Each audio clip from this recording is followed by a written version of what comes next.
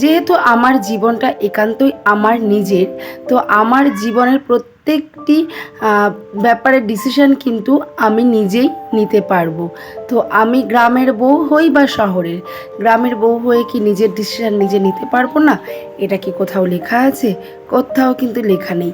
গ্রাম বা শহর, আমি আগে মানুষ, আমার নিজের দায়িত্ব আগে আমার নিজের, আমার নিজের যত্ন আগে আমার নিজের। তো এইটার ব্যাপারে সম্পূর্ণ অধিকার আমার নিজের। তো চলো বেশি বকবক না করে আগে ব্লগটা শুরু করা যাক। আর আজকে একটু বেশ তাড়াতাড়ি, মানে অনেকটাই সকাল সকাল ঘুম থেকে উঠে গেছি, আর তাই সকাল সকাল ব্লগটা শুরু করে দিয়েছি। ঘুম থেকে উঠেই আগে ঘরটা ঝাড় দিয়ে আর বাইরে যে সমস্ত বাসি কাজকর্ম আছে সেগুলো কিন্তু এক এক করে আমি সেরে নিচ্ছি। মোটামুটি যা বাসি কাজ, দরজায় জল দেওয়া, উঠোন ঝাড় দেওয়া, উঠোনটা আমি আগে ঝাড় দিয়ে নিয়েছি এবং সেটা তোমাদের সাথে শেয়ার করা হয়নি। ঘরটা ঝাড় দিয়ে উঠোনটাকে আমি ঝাড় দিয়ে নিয়েছিলাম। আর তারপরেই এখন দুয়ারে জল দিয়ে এই দোকানের সামনেটাই জল দেবো। আর আমাদের তো প্রত্যেকটা বাড়ির গৃহবধূদের সকাল হলেই একটাই কাজ, বাসি কাজ করা। আর একটা জিনিস খেয়াল করে দেখবে, সময়ের কাজ যদি আমরা সময়ে না করতে পারি তাহলে কিন্তু পরে অনেকটাই সমস্যা হয় আমাদের। আর সমস্ত কাজেই কিন্তু আমার কেমন একটা উলটপালট হয়ে যায়। সময়ের কাজগুলো যদি সময় মতো করতে পারি তাহলে দেখবে সব কিছু পরিপাটি সুন্দর লাগে এবং নিজের মধ্যে একটা স্যাটিসফ্যাকশান কাজ করে যে নাও আই এম ফ্রি, আমি এখন অনেকটাই ফ্রি, আমার সমস্ত কাজকর্ম হয়ে গেছে। কিন্তু কাজ অগোছালো পড়ে থাকলে ভীষণই খারাপ লাগে। মোটামুটি বাইরের সমস্ত বাসি কাজই হয়ে গেছে, আর দু একটা যেটা বাকি আছে সেটা পরে করা হবে। আর এই যে জামা কাপড়গুলো মেলছি, আর এই জামা কাপড়গুলো এখন কাচিনি, এইগুলো কালকে বিকেলে কেচেছিলাম। তো কালকে বিকেলে স্নান করতে করতে ওই 5:30 মতো বেজে গেছিলো, তাই আর মেলা হয়েছিল না। আর অন্বেষার ঘরে যে বেড কভারটা চেঞ্জ করেছিলাম সেটাও কেচে দিলাম। চলো মোটামুটি বাসি কাজ হয়ে গেছে, হাত মুখ ধুয়ে পরে দেখা হচ্ছে। তো গুড মর্নিং সবাইকে। এই হাত মুখ সবে ধুয়ে আসলাম, আর এই বাসি জামাটাও চেঞ্জ করলাম, তাও দেখো কেমন ঘেমে যাচ্ছি। খুব গরম পড়েছে, আজকেও প্রচন্ড গরম পড়েছে। তো মোটামুটি বাইরের বাসি কাজকর্ম হয়ে গেছে, ও ঘরটা মুছেও নিয়েছি। আর একটা কাজই বাকি আছে, সেটা নোংরা কাজ, ওই কলপাটটা ঝাড় দেবো। ঝাড় দিয়ে পরে তো এসে স্নান করবো, স্নান করে তো পুজো দিতে হবে। কলপাটটা রয়ে গেল, কলপাটটা এসে ঝাড় দেবো। আর এই যে 1 গ্লাস গরম জল, এটা খেয়ে এখন আমি চলে যাবো হাঁটতে। আর ও ঘরে বিছানা তোলা হয়ে গেছে, ও ঘরটা মোছাও হয়ে গেছে। এখন শুধু এসে ওই কলপাটটা ঝাড় দিয়ে স্নান করবো, পুজো দেবো। তারপরে তো আছেই সংসারে, মানে সংসারে যে কত কাজ সেগুলো তো আর বলে বোঝানো যায় না। তো এখন আপাতত চলো, এখন বাজে কটা, 5:40। এখন বাজে 5:40, আজকে অনেক সকাল সকাল উঠেছিলাম। তো আপাতত এখন এই 1 গ্লাস জল গরম, মানে গরম জল খেয়ে চলে যাবো হাঁটতে। তো চলো আজকে যদি পারি তোমাদের মাঠটা দেখাবো, মানে আমি মাঠটা দেখাবো। তো চলো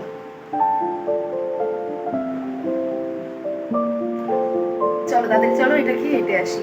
সবাইকে অনেক অনেক গুড মর্নিং, আর দিনটা সবার ভালো কাটুক। তো দেখো সকালবেলা এখন বেরিয়ে পড়লাম মর্নিং ওয়াকে। এই যা গল্পে গল্পে তো আমার পরিচয়টাই তোমাদের দিইনি। আমি দীপিকা, রানাঘাটের ছোট্ট একটা গ্রাম থেকে। আমার নতুন আরও একটি ব্লগে তোমাদের অনেক ভালোবাসা আর অনেক স্বাগতম। তো আশা রাখছি আজকের ব্লগটা তোমাদের ভালো লাগবে। তো চলো তোমরা ব্লগটা দেখতে থাকো। আর এই দেখো, এইটা হচ্ছে আমাদের মাঠ, মানে আমি যেই মাঠে হাঁটতে আসি সেই মাঠটা। আর এখানেই কিন্তু আমি রোজ হাঁটতে আসি।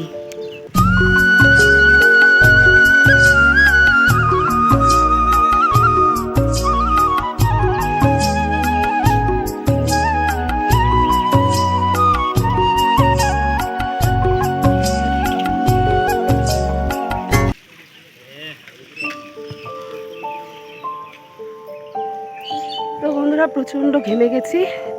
আজকে যাদের সাথে এক্সারসাইজ মানে ব্যায়াম করি তারা আসেনি, তো এই জন্য একা একা আর ব্যায়াম করছি না।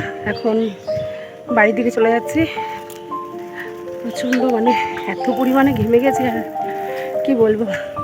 চলো, তো বাড়িতে গিয়ে দেখা হচ্ছে। মাঠটা তোমাদের দেখালাম, তবে আজকে মাঠে মনে হচ্ছে লোক সংখ্যাটা একটু কম। তো যাই হোক, চলো বাড়ি গিয়ে আবার দেখা হচ্ছে। তো দেখো, আমি কিন্তু হেঁটে বাড়ি চলে এসেছি। আর এসে কিন্তু ওই যে বললাম না কলপাটটা পরিষ্কার করা বাকি ছিল, তো ওটাও পরিষ্কার করে স্নান করে পুজোটাও দিয়ে নিয়েছি। আর তারপরেই কিন্তু একবারই তোমাদের সামনে আসলাম। আর এখন হচ্ছে তোমার দাদাভাইয়ের জন্য একটু চা বসিয়ে দিয়েছি, আর একটু মুড়িও মাখা করে নেব। আর আমারও না খুব খিদে পেয়ে গেছে আজকে, তো আমিও ভাবছি একটু চা আর একটু মুড়ি খেয়ে নেব।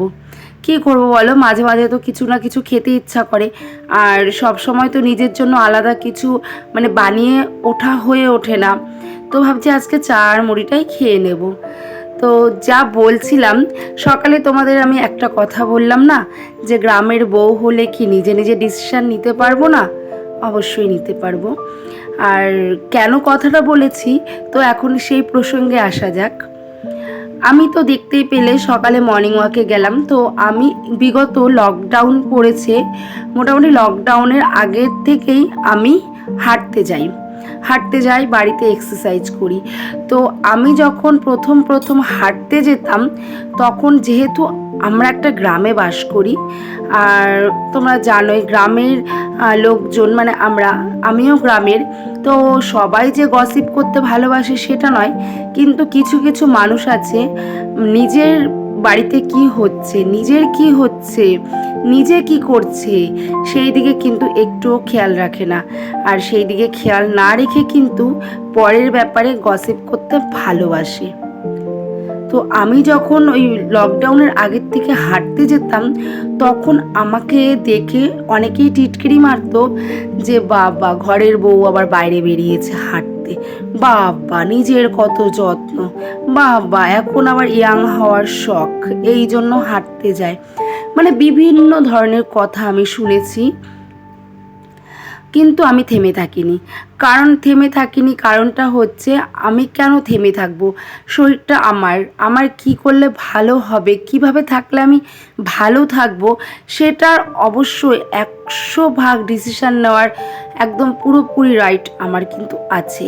তো আমি সেদিন কিন্তু লোকের কথায় একদম কান দিইনি, লোকের কথায় কান না দিয়ে কিন্তু আমার কাজটা আমি করে চলেছি। আজকে যেই লোকগুলো আমাকে নিয়ে গসিপ করেছে আমি হাঁটি দেখে বা এক্সারসাইজ করি দেখে, আমাকে নিয়ে যারা ট্রোল করেছে, তারা আজকে হাঁটতে যাচ্ছে, মাঠে দৌড়তে যাচ্ছে, কারণ তারা বিভিন্ন শারীরিক সমস্যায় এখন ভুগছে।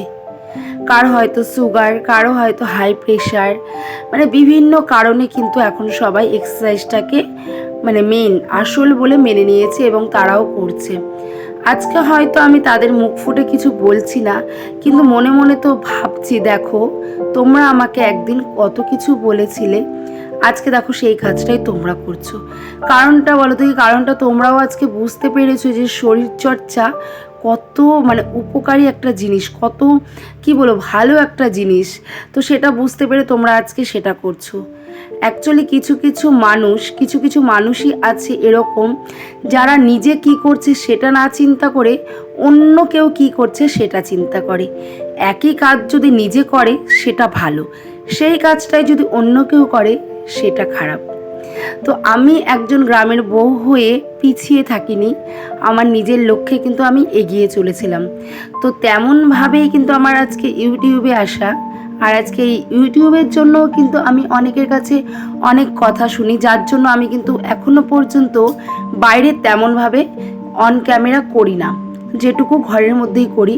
তবুও অনেকের কাছে অনেক রকম কথা আমাকে শুনতে হয়। যাই হোক, সেইগুলোকে উপেক্ষা করে আমি এগিয়ে চলেছি এবং এগিয়ে চলবো। তোমরা যদি সাপোর্ট করো অবশ্যই পারবো, এটাও জিততে পারবো আমি। তো এখানে গ্রামের বউ বা শহরের বউ কোনো কিছু ম্যাটার করে না, ম্যাটার করে আমি নিজে কতটা পারছি, কতটা নিতে পারছি, কি করতে পারবো, সেটা কিন্তু সম্পূর্ণই মানে আমার ওপরে। গ্রাম বা শহর বউ, এরকম কিছু কথা নেই। শহর ছাড়াও যেরকম মানে গ্রাম বাঁচতে পারবে না, তেমনি কিন্তু গ্রামকে ছাড়াও শহর বাঁচতে পারবে না। তো সেক্ষেত্রে আমি যেটা উচিত মনে করেছি আমি সেটাই করেছি, এবং ভবিষ্যতেও কিন্তু আমি সেটাই করব। তো কেউ কিছু মনে করো না, আর কতটা কি ভুল বললাম ঠিক বললাম অবশ্যই কমেন্ট সেকশনে কমেন্ট করে জানিও। তোমাদের সাথে গল্পে গল্পে কিন্তু সমস্ত কাজকর্মই আমার হয়ে গেছে। আর এই গ্যাসটাকে আমি সার্ফ আর স্কচ ব্রাইট দিয়ে 2 দিন বাদে বাদেই কিন্তু মেজে দিই। কারণ বলতে কি, সার্ফ আর স্কচ ব্রাইট দিয়ে কাচলে না গ্যাসটা ভীষণই চকচকে করে, এবং 2-3 দিন এমন চকচকে ভাবটা থেকে যায়। তো রোজ রোজ তো আর এমনভাবে ডিপ ক্লিনিং করা হয় না, তো মাঝে মাঝে এটাকে করে দিই। আর এই যে এগুলো দেখছো না, এগুলো হচ্ছে আমার সব কিছুই কড়াই হাঁড়ি ধরার নেতা, কড়াই ধরার নেতা, গ্যাস মোছার নেতা আর কি এইগুলো।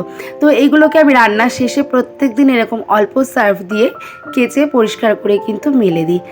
আর দেখবে আমরা সংসারে যদি ছোটোখাটো বিষয়গুলোকে একটু নজর দিই, তাহলে দেখবে সংসারের কাজগুলো অনেকটাই পরিপাটি হয় এবং অনেকটাই পরিষ্কার করে করা যায়। পরিপাটি বা পরিষ্কার করে করার জন্য অনেক বড় রাজপ্রাসাদ বা অনেক দামি দামি কোনো কিছুর প্রয়োজন হয় না।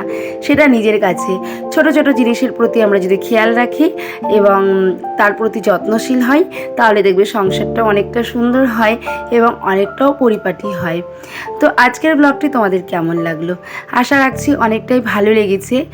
আর এখন দেখো সমস্ত কাজকর্মগুলো আমার হয়ে গেছে। আর যা গরম পড়েছে বন্ধুরা, এই গরমে কিন্তু তোমরা সবাই টক দেখেও একটু হেলথের ব্যাপারে নজর দাও, একটু নিজের স্বাস্থ্যের দিকে নজর দাও। কারণ ভবিষ্যতে আমাদের বয়স হচ্ছে, এবং বয়স মানেই কিন্তু আমরা বিভিন্ন রোগে আক্রান্ত হতে পারি। তো পুরোপুরিও যদিও আমরা সেফ না হতে পারি, তবুও চেষ্টা রাখবো যতটা নিজেকে সেফ রাখা যায়। নিজেও সেফ থাকতে হবে, পরিবারকেও সেফ রাখতে হবে। ওই ছোটোখাটো বললাম না, সমস্ত বিষয়গুলো আমাদের খেয়াল রাখতে হবে। তো একটু টক দইয়ের শরবত করে নিলাম, যেহেতু সকালে মুড়ি খেয়েছি তাই আর এখন কার্বোহাইড্রেট কিছু নেব না, একবারে দুপুরবেলা ভাত খাবো। রুটিটাও আজকে আর নেব না। মুড়িটা খেয়ে আমার বেশ পেটটা ভরা আছে। এই টক দইয়ের শরবতটা খেয়ে এখন কাজ করতে থাকবো। সারাদিন এভাবেই চলবে। আর সংসারের কাজ তো কিছুতেই ফুরায় না, সারাদিন টুকটুক করে সব কিছুই করতে হবে, সেই রাত 10টা পর্যন্ত। তো চলো, আজকের ব্লগটা কেমন লাগলো?